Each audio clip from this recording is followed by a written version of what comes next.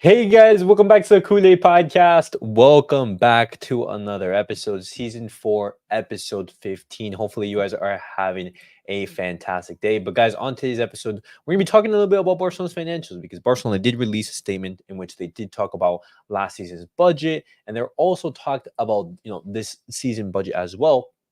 And we're going to be looking at that. We're going to be analyzing that, just thoughts and reactions after looking at that. And then as well, we're going to be looking ahead to Barcelona's clash against Young Boys. What is up, NJ? Um, guys, as always, for these types of episodes, if you guys do want to join, feel free. Just like NJ joined, I do post a link on X. So if you guys want to join and comment, feel free. And as always, guys, make sure to like, subscribe, and comment down below in the videos. But Avado, NJ, guys, what is up? How are you guys feeling today? Not great after Osasuna, but at least Madrid lost points, so Oh, a little okay, more. okay. And NJ, how are you feeling today? Yeah, I'm alright. All It's, right. yeah. Just if it Okay. can, Okay. games to game. Okay. We lost. We lost. It We move is, it on. is, it is. But I will just to start off the episode, since we weren't able to get your thoughts on, the loss against Osasuna. Thoughts on that match? Well, what did you make of Barcelona's loss? The 4-2, basically spanking that we did receive, against the hands of Yeah, I mean, Osasuna. I get that you have to rotate players and rest them and stuff, but that game was just it almost felt like Barca was hoping for a 1-0 game. I mean, that they really had not much going on. We saw, I mean, you kind of missed Ter Stegen, even though we trash talk him a lot. You kind of miss him now. Dominguez, at center back.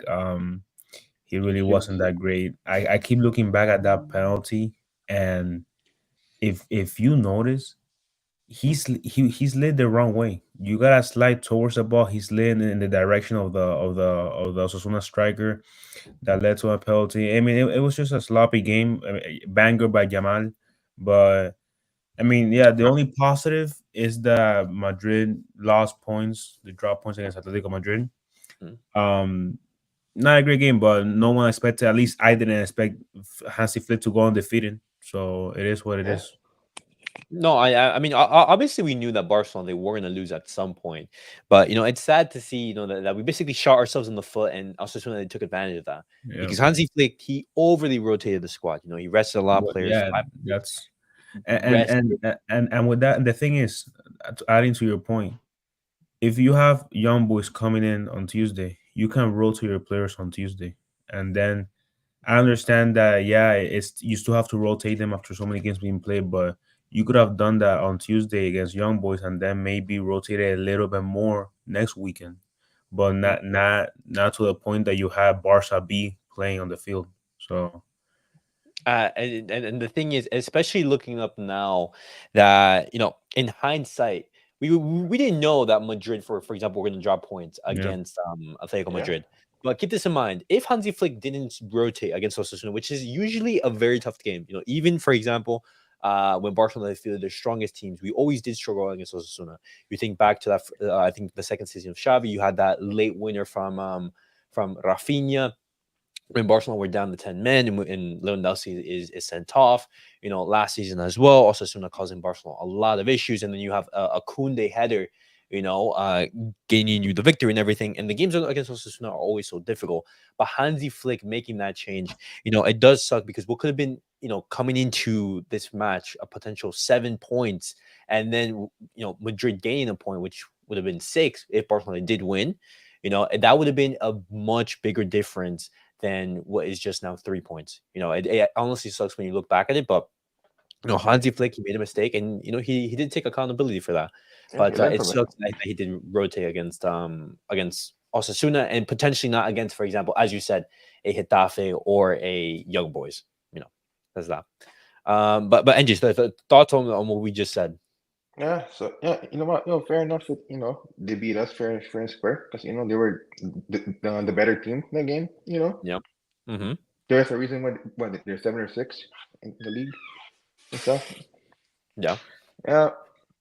Based on what I've seen, Sergio Dominguez, he's a good player, but he's not really ready yet to be like in the first team. Like he has to play back and forth. He has to go back and forth with Barca B and first team.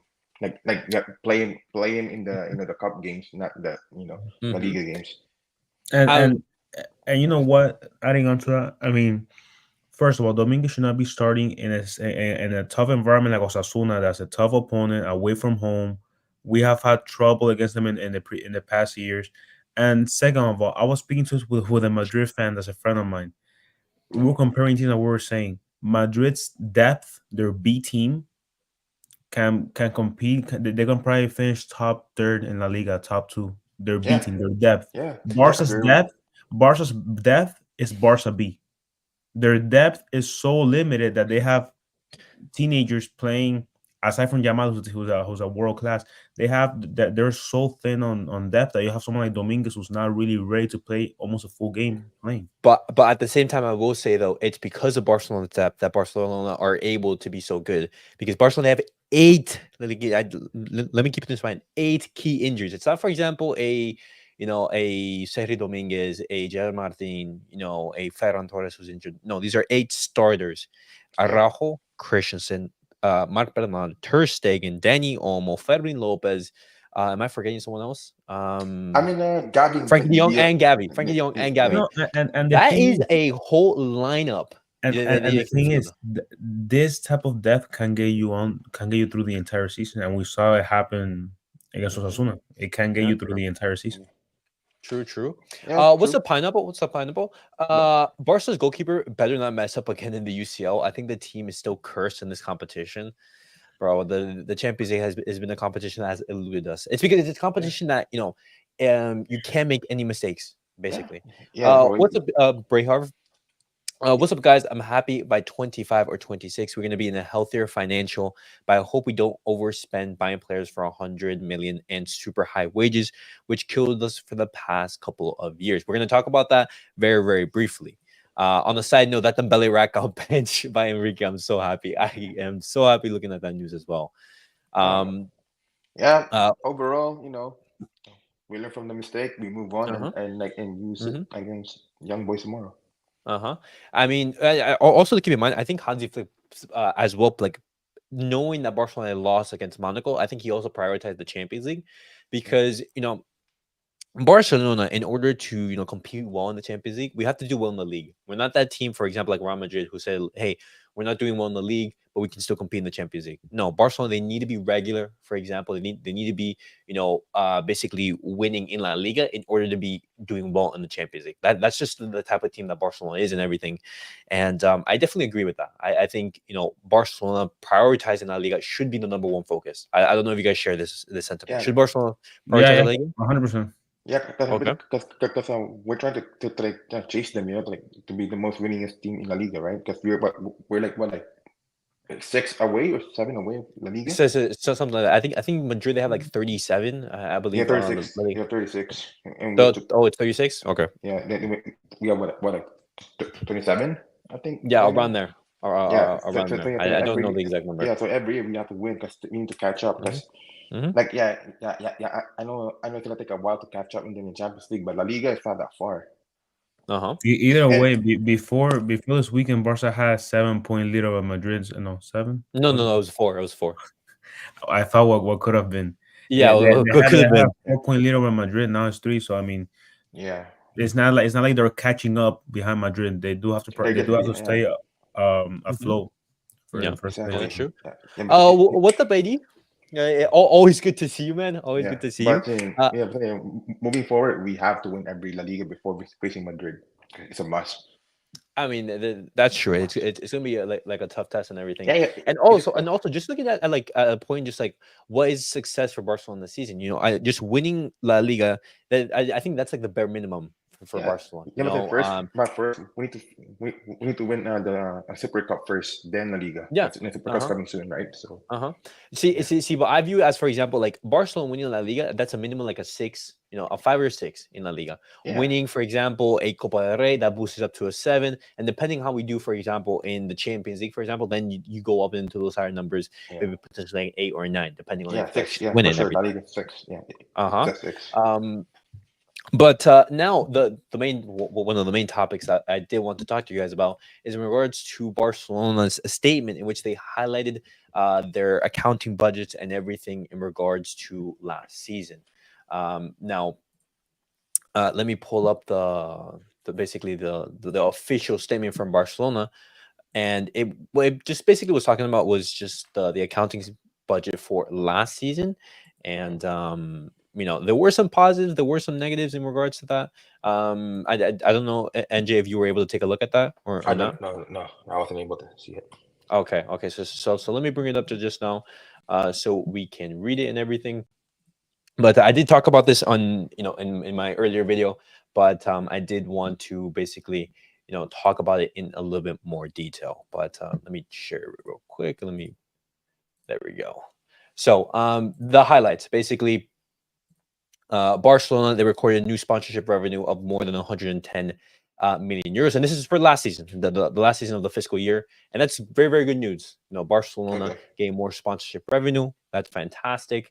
BLM turning over nearly 110 million euros, a 72% increase on 2018. Absolutely fantastic. We did have the sales of, for example, Dembele, Kessie, Nico Abde, Chaideriyat, Marquiu, amounted to over 80 million euros. And let me see anything more. Also, 170 million reduction in payroll. So wages going down. Absolutely fantastic. That's very, very good. From 670 million euros to 500 million. That's a big, big jump. And even right there in basically the same paragraph, UEFA recommends that between 55 and 70% of all the income from the club is going to those wages and everything. And also we did have a reduction of revenue, obviously, because we did move from the Spotify camp now to the Estadio Montjuic, and we did lose over 100 million euros. So that's not good, obviously, but when Barcelona, they do return to, for example, the Spotify camp now, those that basically revenue should be back, and everything, and basically increase because of more sales and everything. For sure. And that was for the 2023-24 season. And when we look at the 2024-25, obviously we do want to return to the Spotify camp now and everything, more money and everything.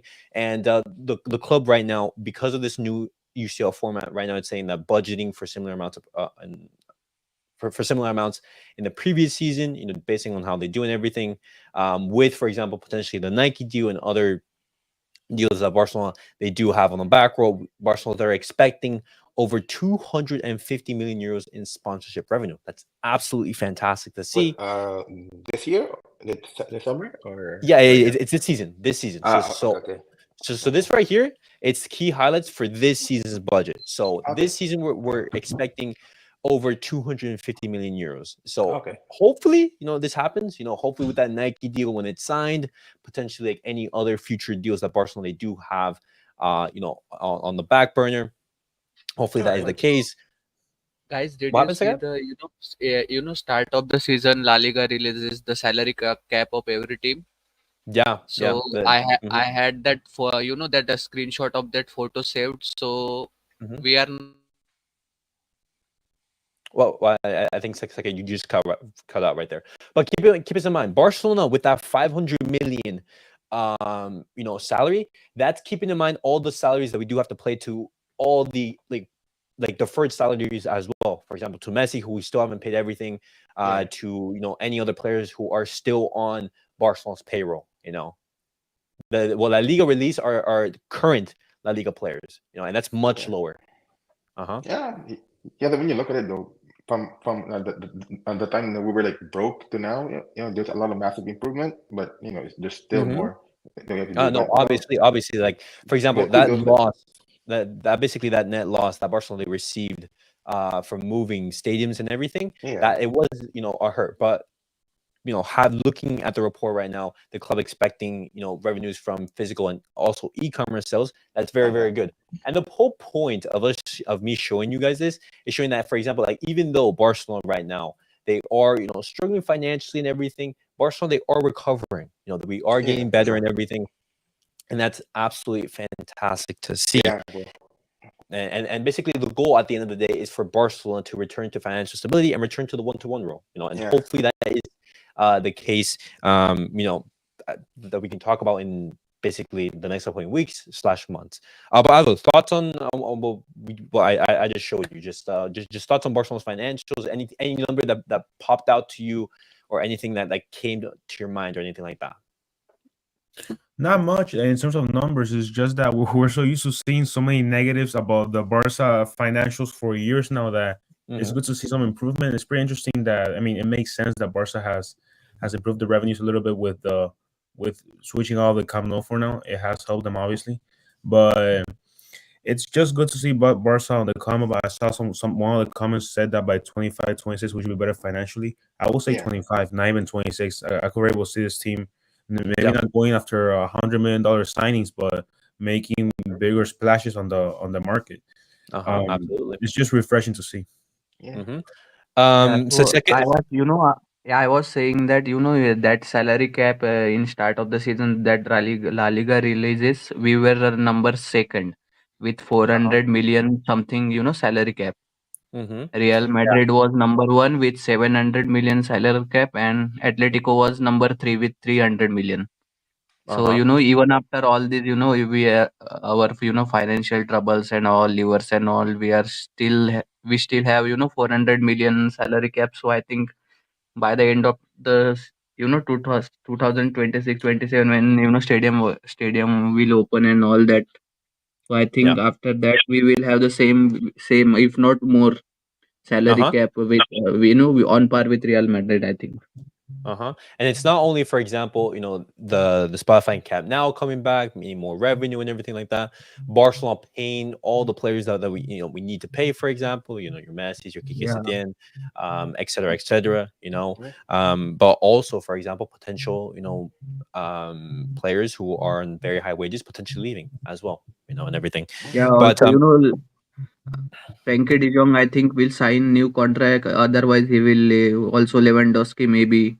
So yeah, there exactly, will be a lot of difference, I think. And exactly. Barcelona is not only for people come to Barcelona not only for football matches. It is a very great tourism place. So I think because of that also our revenue of the stadium increases.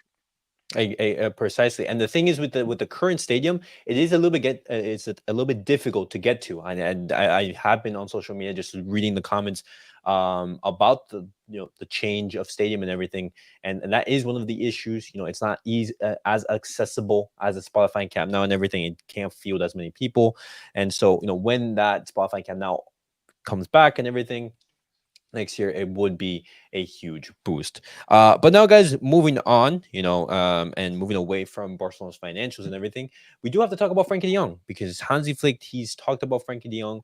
He did say that Frenkie de Jong, he is expected to take some part in tomorrow's match against Young Boys in the Champions League. Whether that is 10 minutes, 5, 15, 20, depends on how the match is going to go. But Frenkie de Jong right now, absolutely fantastic to see that he is, backing into the swing of things. He's already in training, and we should expect him to receive some minutes in tomorrow's match, but we'll see. But I have thoughts on Frenkie de Jong's return and everything. How do you view that? Desperately needed. We were talking about depth a little bit ago. We desperately need him back. There's the best environment and the best scenario in which he can come back against a team that shouldn't be a threat to Barca. I mean, I'm expecting him to come off the bench. I don't see him starting, obviously. Maybe he gets 15 minutes, 20, maybe comes, something around that. I just want to see him. He's going to be rusty. Barca fans can't expect him to be at his peak right now. He hasn't played in what, almost 6 months, 5 months? Since April. So, I mean, they gotta give him patience. I know that people are heated with how he has treated the contract situation, whatever. You still gotta give him patience. He has a potential to be very, very good. We remember that we're getting Gavi back, so we can have a midfield of Pedri, Gavi, and Frenkie again. So it's exciting to have him back. We have seen how much we have needed depth desperately. Hopefully, he doesn't run into any setbacks along the recovery period. But I just want to see him look a little fresh enough on his feet tomorrow. So, NJ, the thoughts on Frenkie de Jong coming back? Do you think that he's gonna receive minutes tomorrow, or do you say, hey, you know what, let's just rest him. Let's keep him fit, and let's have him a little bit train a little bit more, and potentially play him this weekend. I'll say, you know what, yeah, he will get called up probably like, what, 10 minutes at least or 20 minutes. To see how is he, as a player, because because you never seen him for a while, right? Yeah. So, but if he plays tomorrow and make an impact, good, great, But overall, yeah, Frankie's needed for sure because Frenkie is a unique player. No matter what people say, you can hate him or whatever. He's a unique player that we're lucky to have. Okay. Second thoughts? Yeah, I think just give him 5 to 10 minutes and not more than that because he hasn't played since Euros. Also, he has been having that same ankle injury again and again. I think it's 2 to 3 times. And don't you guys think that as we are playing in a double fit pivot, Gavi will be back, Frankie will be back. So I think it's perfect. We should play Gavi as a CDM and substitute him after 60 minutes. Substitute him and get Casado in his place as a CDM. Gavi and Casado as a CDM, and Wait, Frankie. You want Gavi to come back right away? Yeah, I mean after he comes back. No, yeah, he's talking about like when Gavi Also, Danny Olmo and Pedri are both injury prone, and both I think Pedri also plays as a number 10 for Spain national team. So I think instead of playing Pedri in a double pivot, we should try him at number 10 alongside substitute him along with Danny Olmo in number 10 position. So his injuries will be also avoided. It's okay. That's actually a really good point because when Frankie De Jong he does return and everything. First, I want to ask: is he going to become a starter? Because looking at how his contract situation is going, looking at how good Marc Casado has looked in that pivot situation and everything. Also, when Guys, I agree with you. All the contract situation, all his performances, all his salaries, but at this point, we just need a man in the midfield. We just don't have enough players. We have to start all the players that we get at this point because there are no substitutes. There are only young players. After the first 11, even first 11 is not fit. Precisely. Well, for example, let's say like Daniel Olmo comes back, Fermin Lopez comes back. After the international break, potentially Gavi could come back. Then it becomes interesting. And it becomes the debate. Don't you think if Frenkie De Jong was fit to play at the start of the season, Bernal wouldn't have been injured at this point because Frenkie would have been playing and Bernal would have been substituted for him. After 60 or 70 minutes. I mean, that freak accident is avoided and everything, and wait, just to talk about that for a second. Bernal is a pure pivot. Frenkie is not. I doubt that Hansi Flick would have played him purely as a pivot to start the season. I agree with you. But in a double pivot, I think we don't really need a pure pivot, and we are not playing Frenkie as a pivot. We should play Casado, Bernal, or Gavi as a CDM in double pivot. So no, because his plan is because Hansi Flick's plan is to like put Pedri and De Jong take turns alongside Bernal, Gavi, and Casado if they were all healthy. Because no matter what, Danny Olmo will also be the number 10 in that team, no matter what. And hopefully we get to that point that we have all pieces healthy. We have Frenkie, Gavi, Pedri, Casado, Bernal won't be in for this year, but when we have all those pieces healthy, I doubt Hansi Flick runs a double pivot with everybody healthy. So we'll see who runs the pure pivot, or maybe he does choose to run a double pivot. That'll be very interesting. Yeah, I mean, when I was watching Hansi Flick in Bayern, he always run 4-2-3-1 no matter what, whoever the players are. I mean, out of all our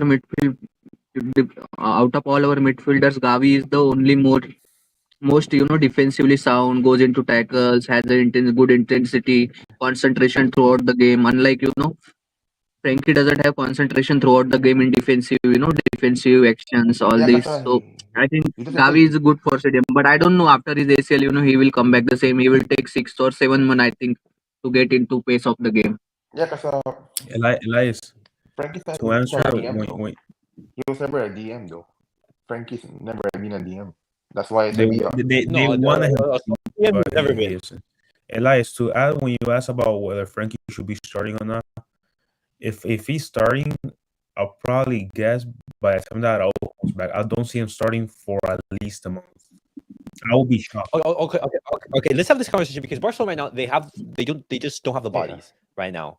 But keep in mind, let's say for Sunday, let's say Elias, no, not only about bodies. We have to start him also. But you know what? Because he's all, we have to show him love. Otherwise, he will go on a free.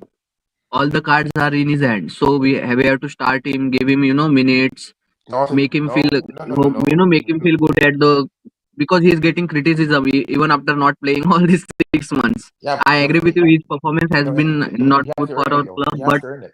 He has if to you earn his don't spot. want him to leave on a free, we should have to we have to give him minutes to improve his performance. No. Even if we have He to has sell to him. earn it. He has to earn the minutes. Yeah, but I argue with NJ here. Like he has to earn it. For example, like let's say in that pivot in that base of the midfield, let's take away Gavi, let's take away Marc Bernal, let's take away Fermin Lopez. Let's just look right now at the options available. You have Pedri and Marc Casado. That is the starting duo in the base. Yeah. Does Frenkie de Jong replace Marc Casado? I don't think so. I think that with looking at how important Marc Casado has been under Hansi, I don't think Frenkie de Jong starts. Either way. Remember that? Yeah, I agree with you. He doesn't start. I'm just saying that we need to give him minutes little by little in order to improve his performance and improve his market price. Even we have to sell him or we have to keep him. We have to show him love if we have to keep him, and we have to give him minutes if we have to sell him. You have to because realize nobody's buying him in this market if he doesn't play.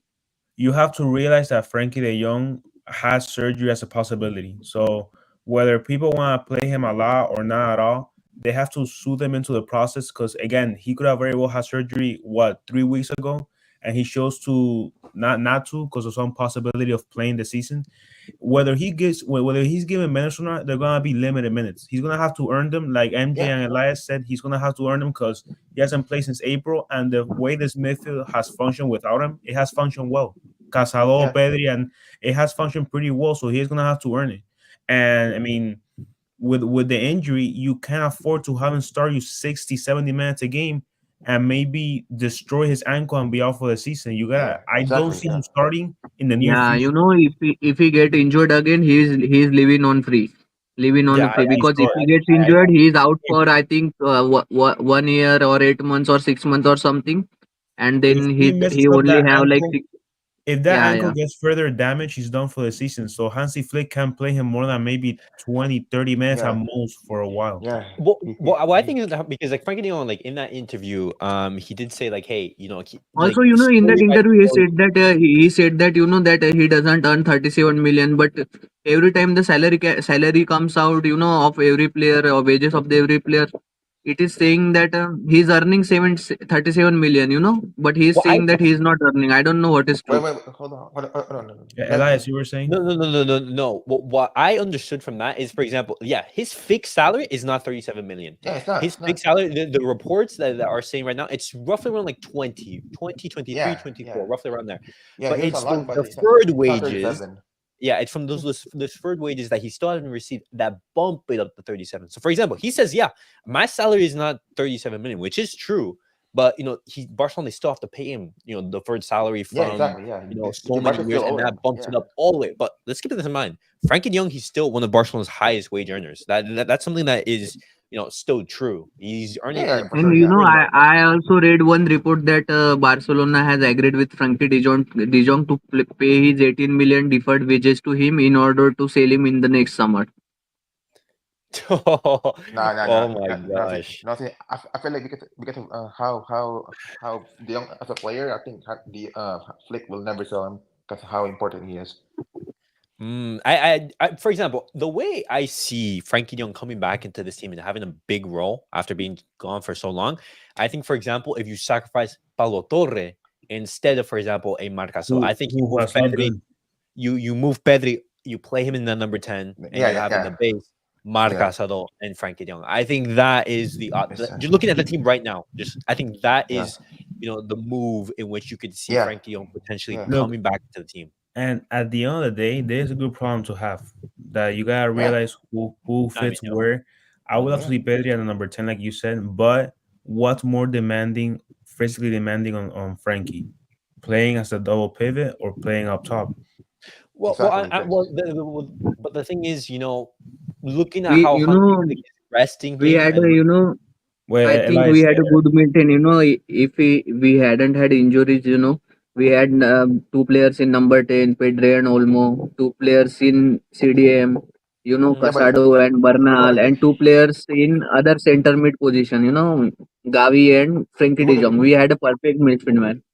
he would have never played Pedri as a number 10 in the beginning, no matter what. Because he had an idea to put Pedri as a double pivot in the beginning, no matter what you say. Because again, Pedri doesn't have the body for a number 10 anymore. Because he always gets injured in that role.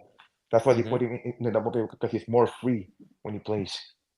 Mhm. yeah, But I think no don't you pivot. think Pedri is more effective in attack if he plays in number 10? He can get Yeah, goals, he yeah, I can get know. assists Yeah, through I know. He balls. used to be a number 10. He used to be a number 10, but his body can't be a number 10 anymore because he got injured so much. But playing number Yeah, 10, no, him playing pivot, Yeah. him playing double pivot protects him way more against yeah, injury. exactly. That's That's why he put him in that role. Because that's basically what happened I don't know. I to mean, that. when he plays in double pivot, he has to run a lot. He goes up and down the pitch. He has to cover spaces. you have to Yeah, That's realize why that I said that. yeah. him playing as a Still 10, number he 10. has to be involved in every attack. He has to Yeah, also drop back. At the end of the day, it's like Elias said. No, I mean he was nearing saying that he's gonna become almost a super sub right now. He yeah, can really he's gonna have to be a spark off the bench. I don't see him playing 60 minutes for a long time. yeah. Because I mean, in sorry. that interview, in that interview, like he said, like, hey, I was having doubts of going into challenges, for example, but that confidence is increasing day by day, and we are gonna see Frankie De Jong tomorrow against Young Boys, potentially 5 to 10 minutes, and as for example, the training sessions go on and everything, because after tomorrow's match against Young Boys, then we're going to be playing in the weekend against Alaves. But then we have the 2 week international break, in which then we come back in late October and everything, and we should be receiving Danny Olmo back. We should have Fermin Berman. Lopez back, Yeah, and depending how the recovery goes with Gavi, we could also be having Gavi back, because that's something Guys, as well. did the Spain national team announce their squad for this international break? not yet, Um, not yet, no, not yet. no, no, I think not yet. Poland national team announced it. I think Lewandowski is in it, but if Olmo is injured, I think No, maybe they're Spain not gonna national call him. team won't call him in this international No, no, break. no, If they no, call no, him they're not. after this injury, I think they shouldn't be calling him. No, they won't call Olmo, Fermin, and Gavi because they're still injured. They're still coming back from injury. The coach knows Yeah, that because I think they're too important for Spain. Because look at the play from Man City, Rodri, he's out for the year. yeah. Oh, and one injury to Rodri, ACL, bro. That like, No, ACL and what's the other one? No, he tore two parts of the knee. oh my god. Yeah, he tore his ACL and meniscus. He is Yeah, gone for yeah, a that one. season. Yeah, Yeah, He he was there. One report was saying that he was going to various doctors in Spain, in Barcelona. He was going yeah. around to check if if he can play, but it You didn't work see, out for him. you see, bro, yeah. him getting injured because here's the thing, though. If Rudy got injured, Zubimendi was gonna be the main six, right? And if Bernal wasn't Yeah. injured, they were gonna call Bernal as a third choice, and that's fine. If Wow. Bernal if Bernal Do you didn't get guys think injured, that Casado will get a call up this time? yeah, yeah, I Um, believe so. see, Yeah, Because Rodri got potentially, injured. I think Zubimendi will play and is and with Casemiro, us yeah, for a sub Casemiro, as a sub for Zubimendi. Maybe he will get a call up. but the no, thing is, Luis La Fuente, he doesn't run a double pivot. He runs a single yeah, pivot yeah, with yeah, yeah, no, Zubimendi. yeah, Yeah, And I mean that's for the thing as is, a sub for Zubimendi yeah, as a backup for as a sub, Zubimendi. yeah, you could as a backup. yeah. Because the order is Rodri, Zubimendi, and someone else. That's the role in Spain's Mhm. number six, no matter what. Because I I mean, think after after Rodri and Zubimendi, I don't think they have a good pivot. Well, I mean, they do have good midfield options, but I don't know in that yeah, pivot yeah. situation. I'm not Yeah. I'm not too in touch with that. But guys, Oh. before we end off the video, score predictions for tomorrow's match. How do you guys think that Barcelona are gonna do? Playing at home. I'm expecting a beating. I'll say if the score in first half is 2-0, we can win 5-1. 5-1. Okay, you win 5-1. In full time. Yeah. I would say 3-0, but knowing Iñaki Peña, it's probably gonna be 3-1. 3-1. Second thoughts on tomorrow's score prediction? I think 4-2. 4-2. So Barcelona conceding 2 goals. Damn. Yeah. Okay. I don't know if we go about our history in recent years in Champions League. We are definitely conceding goals. Yeah, if we can beat 2 goals to this trash ass team, I don't know what I'll tell you, bro. I mean, Young at boys, home yeah. too. At home. At They've home. been winning the I mean, league if we against can Basel. consider 4-4 at Osasuna, then why not? No, but Osasuna is 3 times the team that Young Boys is. No, I mean, Yeah, I agree with you, but still they are European level team, you know. Osasuna is not. Yo, Young Boys have been winning their league against clubs like FC but something to keep Basel. in mind, Barcelona, they heavily rotated in that match. they rotated. It's gonna be a way too much. completely different. It's gonna be a completely I different. agree with you guys. You know, still we have to stop considering all this. We should have to stop considering 3+ goal, 3 goals or 3+ goals. We And what's have crazy, I had always think, enough trauma with this conceding 3 goals in 1/2 and 4 goals. We should just stop conceding more That's than true. 3 goals. Yeah, that's true. Yeah, Young Boys. But again, when you compare Young Boys to Osasuna, Young Boys have won the league title like the last 4 years against but clubs like Yeah, Basel. they are fighting relegation. but honestly, Yeah, you can't yeah. compare that league to.